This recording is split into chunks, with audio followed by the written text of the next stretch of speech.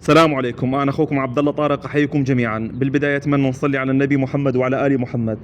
الراحمون رحمهم الله. شاهدوا الفيديو للنهاية.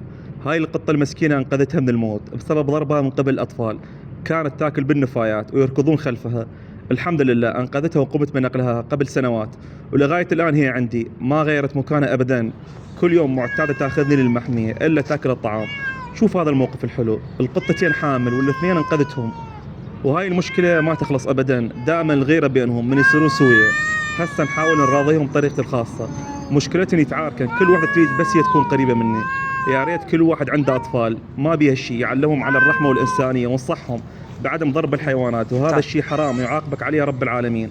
كان شفنا أكثرهم يحبون الحيوانات، كل ما أطلع الأطفال بالحجر يضربون الكلاب. هذا الشي يرجع إلى عدم تربيتهم من قبل أهلهم. وهنا حليت الخلاف القطط واصلحت بينهم، كل وحده تاكل وحدها.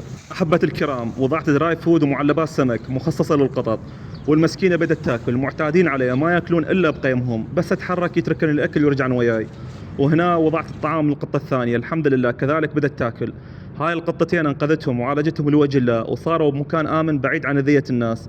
استغرب الناس تضرب حيوان ضعيف مثل القط او الكلب، يا اخي تذكر من تضربه تكسر شيء بجسده ويبقى عاجز عن الحركة. هاي روح خلقها الله، تعيش مثل ما أنت عايش، تاكل وتشرب وتتحرك. حرام على كل شخص يعتدي عليهم. بالنهاية الله يهدي هاي الناس. حتى صرت ما لحق على عدد الحالات، وقفت حالات إنقاذ لهذه الفترة بسبب تكلفة العلاج والطعام والمحمية إيجار. أتمنى وقفتكم معي، وحدي غير قادر على كل شيء. أتمنى تعاونكم معي في سبيل تجهيز العلاجات والطعام لتكملة علاج باقي القطط.